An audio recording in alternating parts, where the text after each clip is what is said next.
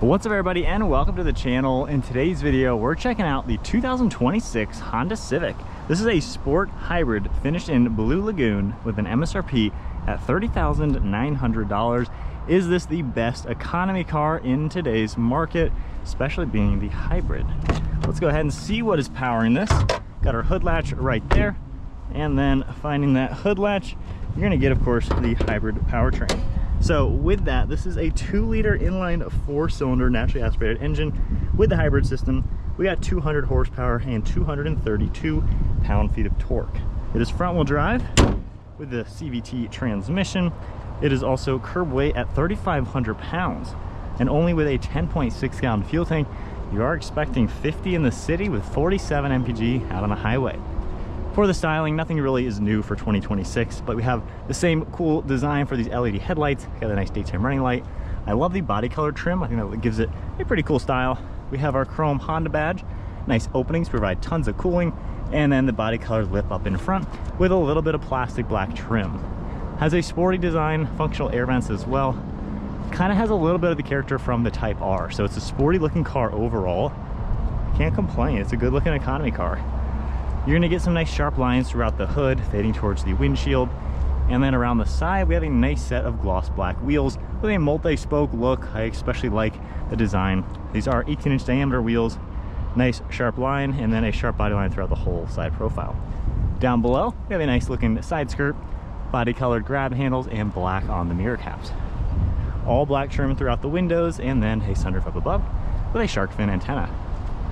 For the side profile, this is the sedan. You can of course get a hatchback version, but sedan has a good profile, good proportions, nice sharp lines cutting towards the back, and then some red throughout these taillight housings. We got the Sport and Civic badge all blacked out with our hybrid logo down below, and then once again a little bit of sporty design with the body colored, just a little bit of plastic black. So I think for an economy car, something on a budget, you know, this is a pretty good looking car, really no corners cut. It's a good looking all around vehicle. Got a manual release for the trunk and a pretty good amount of storage space. Definitely a nice opening in here with some storage hidden underneath and a tire inflator kit. We have these 2 manual pull tabs, and then that is how you put down these back seats. So from here, we're just gonna pop them forward, and we have a pretty good opening into the cargo area. So decent amount of storage space to make this a pretty practical overall car. For the interior, this is just a basic one. So we don't have the leather or anything like that. You just get some hard plastic, some hard vinyl, some simple black fabric on the armrest. There is some of this gray vinyl on the side of these seats though, just to make it a little bit more durable when you're sliding in and out. And even in the middle, you have the same vinyl. So that is a cool touch how this is all the vinyl versus fabric on the seats. This can seat 3 people, and there's no real amenities. You just have your armrest and cup holders and storage on the passenger side. Now at 5'11" sitting in here, actually you do get more of the vinyl on the outermost sides of these front seats, but we have a little bit of legroom, pretty comfortable for 5'11". The seats themselves actually sit really nicely.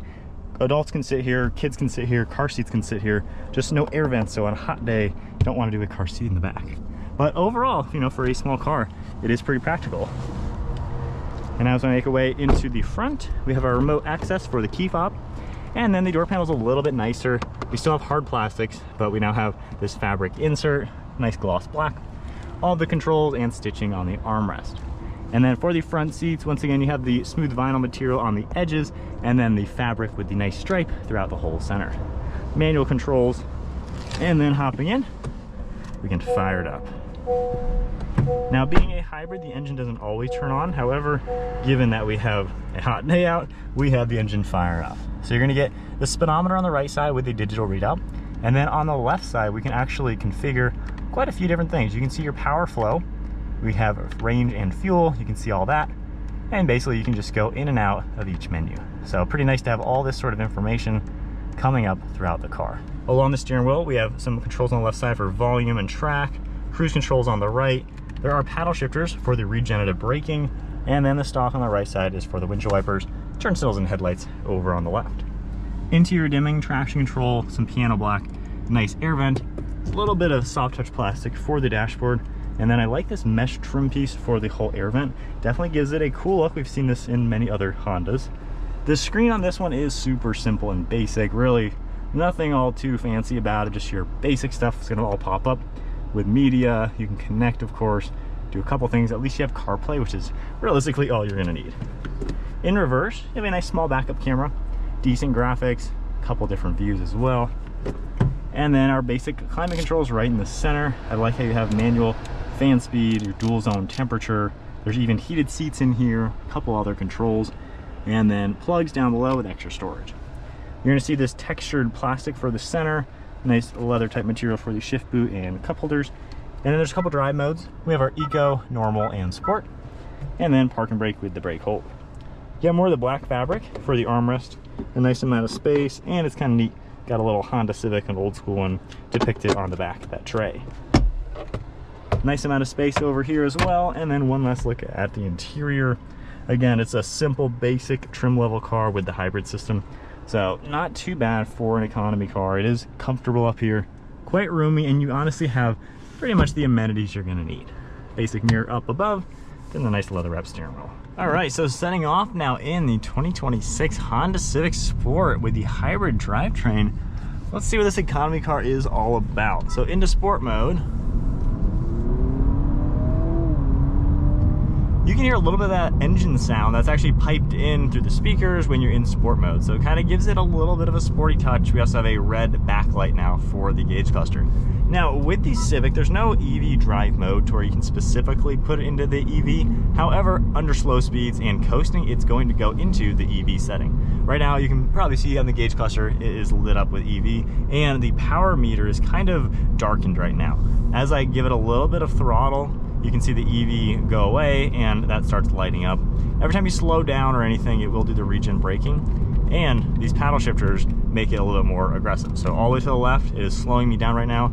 As I click the right paddles, it coasts a bit more. As far as acceleration goes though, I like how with the EV system, you get the down low torque from that instant battery power. This is just a small 4-cylinder, so there's nothing too fancy about the power delivery from the engine alone. If you drive a non-hybrid Civic, honestly, it's pretty sluggish. So for this, it just gives you that extra get up and go to where it doesn't really feel like a slow car that can't get out of its own way.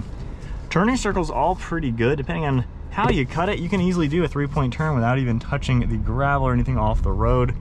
And then getting back and going, I mean, you get up to speed barely. I'm giving it half throttle, not even 75% of the throttle, and we are up to speed, no big deal. In normal mode, notice how you didn't hear any of the engine sound. So kind of cool, they give you that little sporty touch. Now, ride quality, it rides really good. The seats are super comfortable. The suspension is very comfortable. I'd say the downfall is road noise. I mean, you can definitely hear, we're only going 40 on a decent road, not really the greatest road, but not the worst either.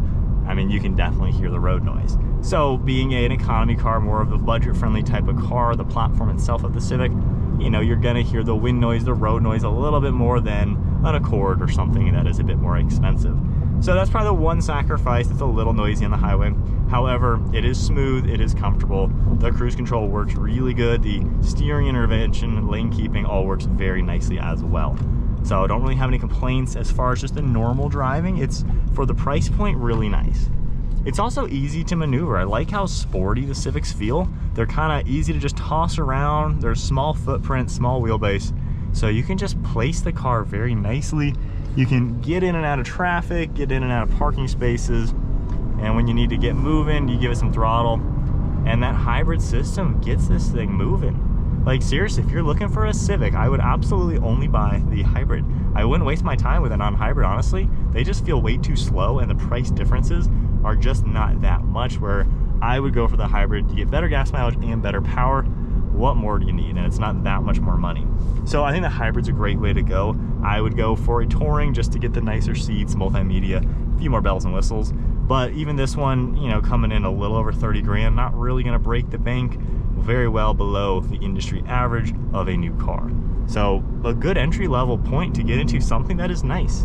And I like how it drives way better than a basic car would, which is a really good touch. You don't have to buy an affordable car and get something you don't want to actually own. Honda Civic is a nice car to own, and seems like with the hybrid, with everything this one has to offer, you know, it's a pleasant place to be.